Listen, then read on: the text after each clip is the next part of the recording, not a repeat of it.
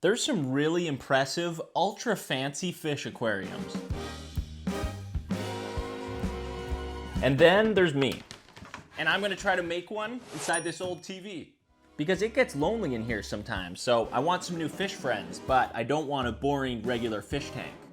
Hopefully this isn't a total failure, but we'll find out soon. So I got this beauty for 10 bucks on Facebook Marketplace. It's old and doesn't work. So here's my plan. I'm gonna take the TV apart, then build a fish tank inside of it somehow, add plants and decor, then add some fish. Thanks to Huckberry for sponsoring this video. It seems straightforward, but most of my projects don't go that way. So let's just start and take this thing apart.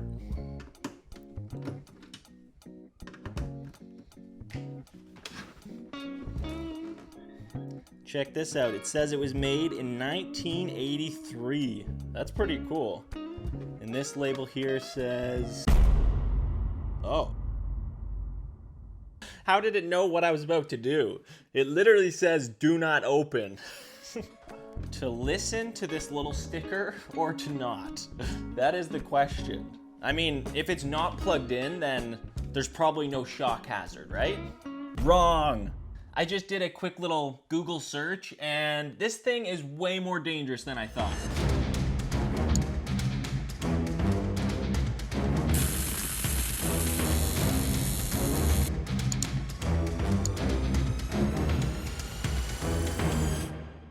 That's pretty crazy that this thing can hold a high voltage of electricity after tons of years. So yeah, we're gonna be extra cautious and let's take this thing outside. And I also don't recommend doing this yourself.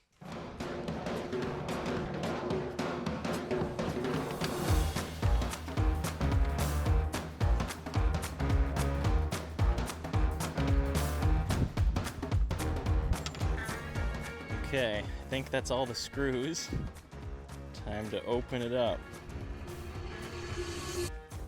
Oh, I've never seen the inside of a television before. So this part here, right there, that's what holds the high voltage of electricity. And thankfully I looked it up because now I know how to safely discharge it. Also, I don't know why I set up this camera angle where my face is so close to it. Come on, safety first, man. So the instructions online said to attach jumper cables to a screwdriver and then ground one end by attaching it to a metal rod jammed into the dirt like this. So now, apparently, you just take the screwdriver and you pry off right into the metal conductor part. And yeah, I'm a little nervous. I don't really feel like getting electrocuted today, but okay. Here goes nothing. Let's do this.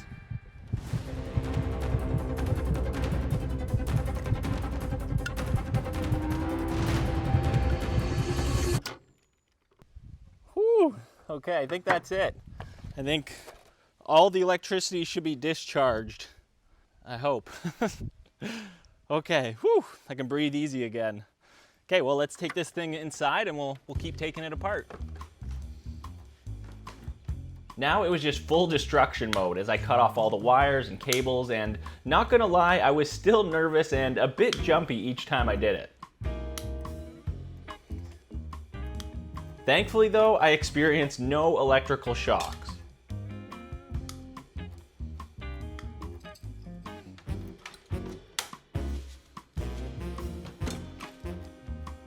It's pretty neat how many parts go into this thing. These are actually the little dials for the front, beep, beep, and I'm gonna add them back in later on. For now though, only a few screws were left until I could fully remove the screen part.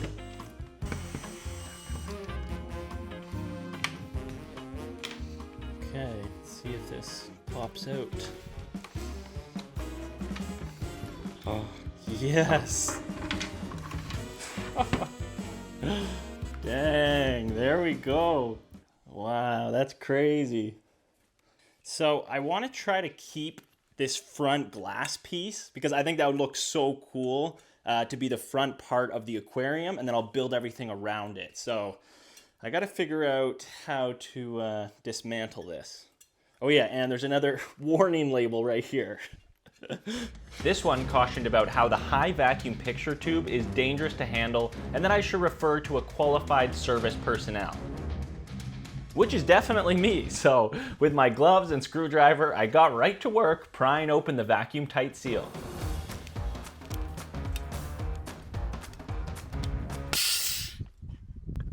Okay, that one got me a little bit. I mean, there's no hiding from it. You probably saw the footage of that jump scare, but I think that's good because now it means that all the compressed air has been released.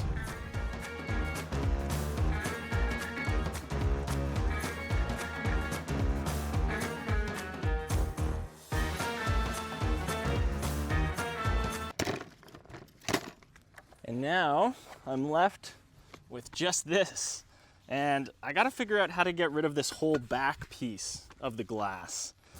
I'm kind of thinking of maybe just wrapping it in the towel and then slowly smashing it with the hammer, but there's probably a better method that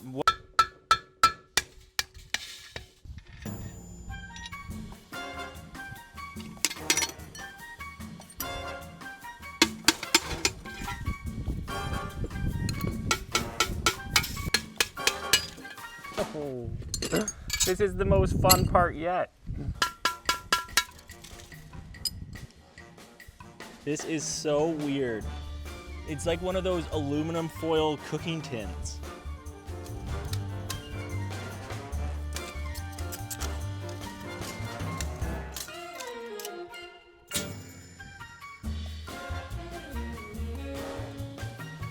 What the? How does this make sense? You can't see through it.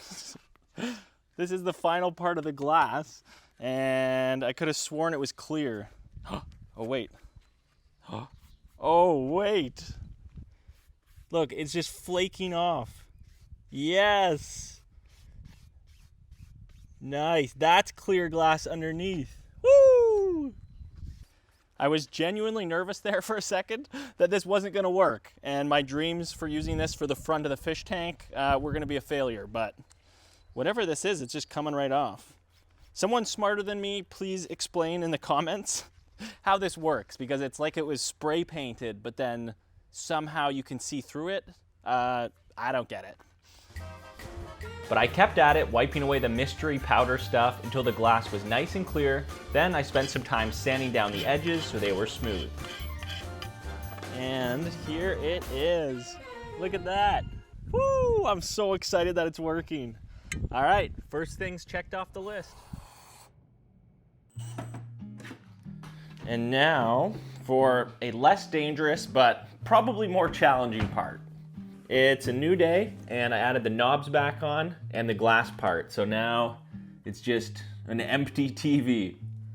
Are you starting to get the vision? Once the tank is built inside, I'll put in some sand, nice plants, maybe some rocks and other stuff, and then fill it up with water and have some cute fishies swimming around. But I've got a long way to go still until I get to that point of having cute little aquatic friends, so it's time to somehow figure out how to build the tank. I'm gonna start by using these plexiglass sheets right here. They're nice and thick, so I'm hoping I'll be able to make a nice rectangle shape, and they'll be strong enough to hold the water. Hey, it's Editing Connor here. Let me tell you quick about the sponsor of this video. They're back. It's Huckberry. If you're like me and you wear clothes, they've got tons of great brands and options. Sometimes I'll wear an entire outfit from them, like this. Head to toe. Oh, and you like hats and accessories too? Great. What about footwear? Yup, check. And we're not even gonna stop there, because a gear guy like me loves Huckberry for all the other stuff that they sell too. Even this candle that smells absolutely amazing. It really is the best one-stop men's shop. They're having their big summer sale right now, so 10 out of 10 recommend checking them out. I'll put a link in the description. Thank you, Huckberry, for the support. It means a lot. And now back to the video where I'm building the fish tank. I started by taking measurements and then cutting out 4 different pieces.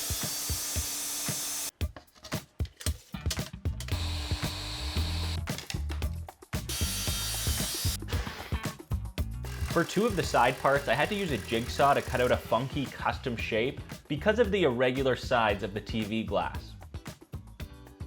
So my thinking is that these custom cut edges will fit much nicer now against the inside glass part. Oh yeah. It's not perfect, but I think that'll do. I probably edited all of that to make it look like it was a pretty quick process, but that took like over an hour just to cut out these pieces. And off camera, there was definitely some recuts, not gonna lie. But now it's finally time to glue it all together. Do I have any idea really what I'm doing? No, but I jimmy rigged this contraption out of scrap wood to kind of brace it all together. That's gonna be like the rough shape there. Not like that. And I've got lots of glue. So yeah, let's see how it goes.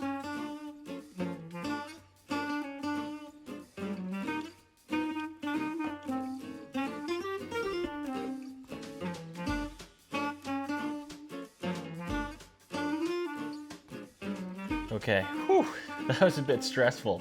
It was drying so quickly that I had to move really fast, but look, I think, yes, don't fall apart. Oh, look at that. That's our shape right there. Nice. Okay, I can't move it around too much. It's gotta dry more. But I'm too excited, so I just went ahead with the satisfying part of removing the protective stickers.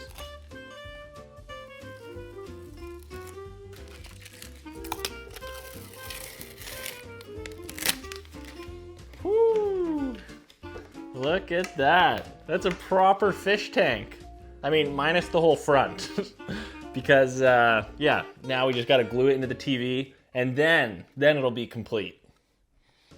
Using more glue, I carefully gooped on a whole bunch along the edges of the TV glass, and then, for the moment of truth, I fit my DIY tank into place, and just like that, the tank is officially built into the TV.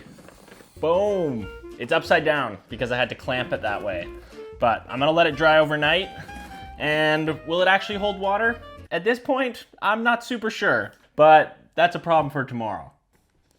It's time for the most crucial part of this project, the water test. Did I make that feel intense? Okay, good, because this is a big deal. If it doesn't hold water, it's not really an aquarium at all. Oh yeah, I added this aquarium sealant on the inside corners and joints, basically used the whole tube, so I think that'll help. But I'm gonna do it outside just in case it leaks everywhere, which hopefully doesn't happen here. All right, here we go.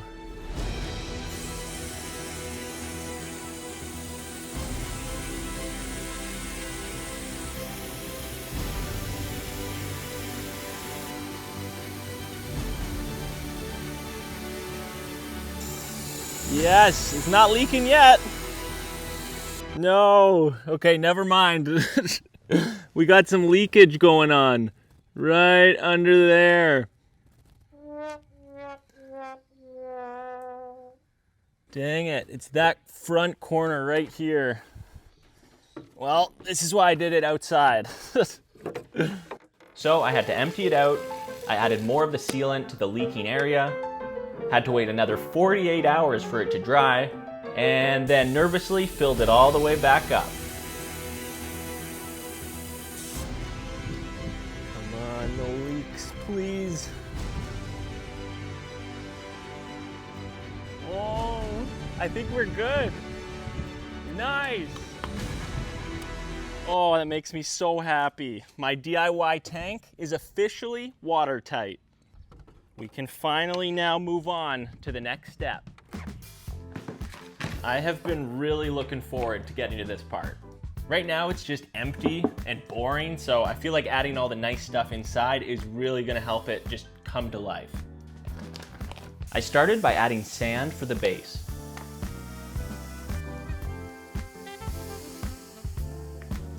Then I put in some rocks and just started getting creative and having fun as I added in different plastic seaweed and plants.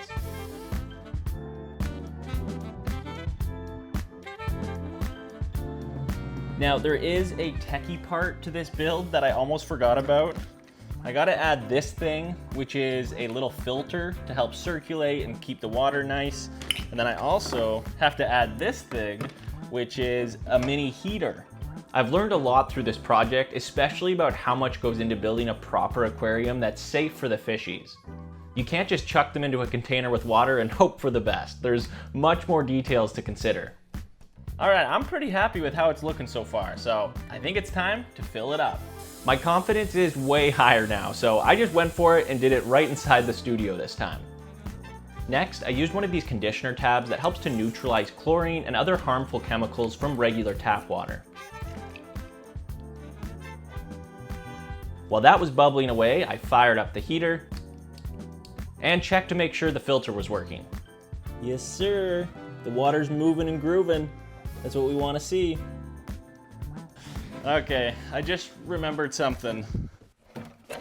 I gotta put on the whole back of the TV still. And it's full of water already. I definitely should have done this first. Was it a struggle? Yes, yes it was. But after like 15 minutes, I got it attached, and now it's time for the final step.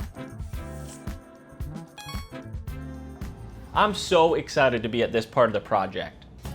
There was so many options to choose from, but because of the size of my TV aquarium, I basically could only get a few smaller fish or one bigger betta fish, also known as a Siamese fighting fish, which sounds way cooler, so that's what I decided on. But as I talked to this helpful employee guy, he told me the one negative part of a betta fish was that their fins are really fragile, so they could rip if I used plastic plants, which meant I had to get these softer silk type ones, and then empty out the water, take everything out, and basically just redo the whole setup. It's definitely a bit annoying when you have to redo all your work on a project, but in this case, I'm actually really happy that it happened because I think it looks way better now.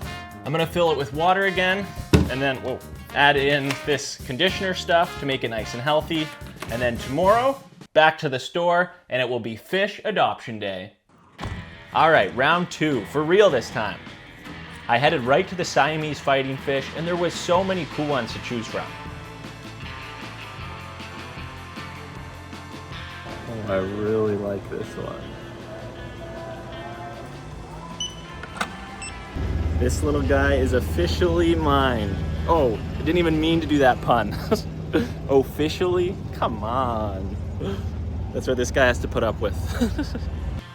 Back at the studio, I let him acclimate, that's a hard word. I let him acclimate to the water for a while. And now I can release him in.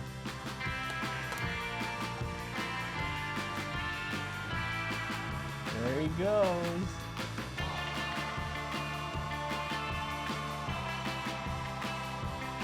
Look at him go. I think he loves his new home. I'm gonna put the back of the TV on, and then I'll show you the final reveal. What started as a janky old TV and became a slightly dangerous process has now been transformed into an aquarium. Oh yeah, I secretly added LED lights at the top. Come on, I gotta have a fun surprise for you guys. I also rigged up this little opening part for when I feed him. I am a bit biased, but I think it looks really neat. Honestly, way better than a regular boring fish tank. Oh man, I'm pumped up. Very thankful that it's done because this has taken me many weeks of hard work, but honestly, I'm really happy with how it turned out. And now I won't be lonely anymore because I've got my new little fish friend to keep me company. Comment some name suggestions and I'll choose the best one. All right, I'm gonna chill for a bit, watch some TV, so thanks for watching this video, and I'll see you next time.